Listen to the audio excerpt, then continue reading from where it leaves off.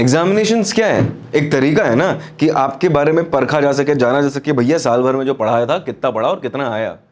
But एक चीज मैं आपको बता देना चाहूंगा इस वीडियो को शुरू करने से पहले कि marks on a piece of paper, मतलब एक पर्चे के ऊपर कुछ मार्क्स वगैरह लिख देना बेस्ड ऑन 1 ईयर के असेसमेंट पे, जहां पे आपको कुछ कुछ पढ़ाया गया है, कुछ कुछ आपने शायद सीखा हो एक भीड़ के अंदर बैठे बैठे, वो डिसाइड कभी नहीं करेगा कि आपका फ्यूचर कैसा होगा। वो डिसाइड कभी नहीं करेगा कि आप कितने टैलेंटेड हैं, आप कितने स्किल्ड हैं, क्योंकि याद रखिएगा वो सिर्फ 1 साल का असेसमेंट है। पर हमें यह सोचना बहुत जरूरी है, यह समझना बहुत जरूरी है कि जब हम स्कूल लाइफ में हैं और जब तक हम ग्रेजुएशन लाइफ से पास होकर निकल नहीं जाते, मास्टर्स की लाइफ में एंटर नहीं कर जाते, तब तक अनफॉर्चुनेटली ये जो पर्चा है ना, ये डॉक्यूमेंट जिसको बोलते हैं मार्कशीट वगैरह, ये काम का तो है। हमारे देश में तो डेफिनेटली है। समय बदलता जा रहा है, बहुत सारे लोग टैलेंट और स्किल के ऊपर ध्यान दे रहे हैं, बट फिर भी अगर हम बोर्ड्स की बात करें, हम ग्रेजुएशन की बात करें, तो हमें अपने मार्क्स पे ध्यान देना बहुत जरूरी है। एग्जामिनेशन के कुछ पैरामीटर्स होते हैं जिसके ऊपर आपको जज किया जाता है, आपको असेस किया जाता है, और वो बहुत ही अनफेयर लगेंगे, बट कई बार हमें ये समझना बहुत जरूरी होता है कि सिस्टम को चेंज करने में अगर लगे रहे ना, तो हमारा समय वेस्ट हो रहा है, सामने वाले का कुछ नहीं जा रहा। तो चलिए आज जानते हैं इस वीडियो में कि एग्जामिनेशन के कुछ पैरामीटर्स जिसके ऊपर आपको जज किया जाता है, आपको असेस किया जाता है, वो क्या क्या है। इनमें से कई आप ऑलरेडी जानते होंगे, जैसे कि मेमोरी स्किल्स, कि भैया कितना याद रख सकते हो। ये एक चीज है, क्योंकि हम बार बार एजुकेशन सिस्टम की बात करते हैं तो रोट लर्निंग की बात करते रहते हैं। तो मेमोरी स्किल एक इंपॉर्टेंट एस्पेक्ट है, जरूरी भी होता है किसी हद तक, पर वो हद क्या है वो समझने में कभी कभी मुश्किल हो जाती है हमारे सिस्टम को इन जनरल। पर आज हम समझने की कोशिश करेंगे। तो मेमोरी स्किल्स हो गई। दूसरा कॉम्प्रिहेंशन स्किल्स, मतलब अंडरस्टैंडिंग, कि चलो भैया आपने साल भर कुछ ना कुछ पढ़ा, English, Hindi, math, science, social, Sanskrit, ये सारा कार्यक्रम आपने पढ़ा, तो आपको समझ में कितना आया?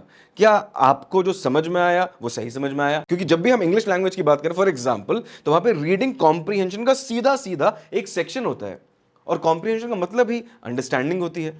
तो दूसरी चीज कॉम्प्रिहेंशन को जानने की कोशिश करते हैं कि आपकी अंडरस्टैंडिंग एबिलिटीज कितनी बढ़ रही हैं। तीसरी चीज आपकी थिंकिंग एबिलिटी। थिंकिंग एबिलिटी की अगर हम बात करें तो आप लोगों ने कई बार देखा भी होगा कि creativity, critical thinking, out of the box thinking, ये सारी चीजों का बहुत चलन है। ये हमेशा से था, अब ज्यादा हो चुका है इस चीज के बारे में बात करना। क्यों? क्योंकि अब इंडस्ट्री में ऐसे लोगों की जरूरत है, मतलब इंडस्ट्री का मतलब है जब आप वर्क फोर्स का पार्ट बनेंगे, क्योंकि ये सब पढ़ाई किस लिए कर रहे हो? एक अच्छी जॉब या फिर एक अच्छा करियर या फिर एक बेहतरीन एंटरप्रेन्योर बनने के लिए ना। तो वहां की सोचो, अभी की या कल की मत सोचो सिर्फ बैठ के। तो थिंकिंग एबिलिटी कितनी बढ़ी, ये सारा करिकुलम जो भी आपका होता है उसको पढ़ के। क्योंकि अगर आपकी थिंकिंग एबिलिटी नहीं बढ़ी तो अब क्या है, एक स्टोरेज डिवाइस से बेहतर तो कुछ भी नहीं है आप। तो thinking is one of the most important things. इसीलिए कई बार जब हम लैंग्वेज की बात करते हैं या सोशल स्टडीज वगैरह की बात करते हैं, यहाँ जहां पे भी हमें बड़ा बड़ा लिखना पड़ता है अपने मन से सोच समझ के कि अच्छा this is the case and this is how I interpret it, मतलब रीडिंग बिटवीन द लाइंस वाला जो कार्यक्रम होता है ना, वो आपकी थिंकिंग एबिलिटीज को असेस करता है। तो ये 3 चीजें तो हमें जनरली पता है कि एग्जामिनेशन हमारा टेस्ट करता है, बट इसके अलावा 2 चीजें और हैं जिसको हमारा एग्जामिनेशन या हमारा सिस्टम या फिर जो हमारा असेसमेंट प्रोसेस है वो हमें असेस करता है।